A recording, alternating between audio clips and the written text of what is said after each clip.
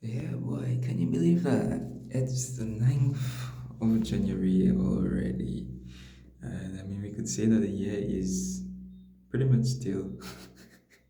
At this point, I can't really wish anybody a new year anymore. Like, the year has gotten still already. But in any case, it's the 9th. Yeah, it's the 9th of January. It's Sabbath. Another week has passed by. And I believe it's a wonderful time to reflect, man. In fact, anytime Sabbath ends, to me, it's a wonderful time to reflect. Anytime the day ends, it's a good time to reflect. And so I was doing some reflection, and I'll be sharing some thoughts. And one of the thoughts that came up in my reflection was that one of the questions that came up is, who has God made himself known to me? Or how has God made himself known to me? Right? That's the question. How has God made himself known to me? And one of the ways God has made himself known is through creation.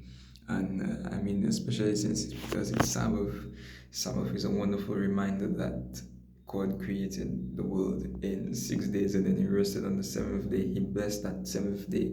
He hallowed it, set it apart. Wonderful. And as somebody who works in nature, who loves nature, who spends a lot of time in nature, you know, I can see that God is creator.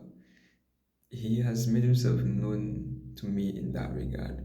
And the interesting thing about nature is that there is just so much order, so much balance that if something goes off course, then it just like throws everything off balance.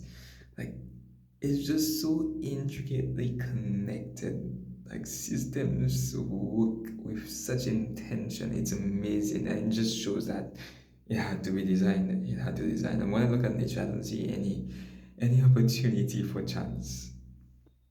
Chance is non-existent in nature, and so that is how God has made Himself known to me. That's one of the ways. One of the ways. The other way is that God has made Himself known to me through understanding. Okay, what do I mean? There have been some times when I have come across some concepts, and this may be in academia, and these concepts, let me tell you, quite difficult to grasp. I don't know, maybe I'm just yeah, I doesn't always get it right away, but I eventually get there. I eventually get it. So yeah, some concepts they really they feel beyond me. They feel difficult to grasp, and I would struggle with understanding. And then, sometimes in the moment, sometimes later on, I would gain an understanding of the concept, and like I would have this eureka moment. It's like, yes, I get it, you know. and and that happens as well with theological concepts. When you add a scripture, you add it, like you don't understand it, and you add it. And it's like, boy, what does that mean? What does that mean? And then, later on in life, you get to understand it. And so the way that it plays out in my mind is that concept, whatever it may be, or that idea, whatever it may be, it feels beyond me, and it's beyond me. And it's like God brings it closer to me, and so close to the point that I could hold on to it and grasp it. And to me, that is how God has made himself known. One other way God has made himself known to me by helping me understand concepts, ideas, and it really shows how God is the author,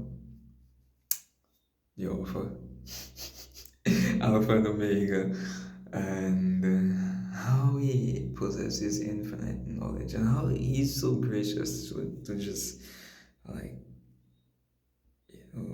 grant me that knowledge and grant me the understanding of that knowledge.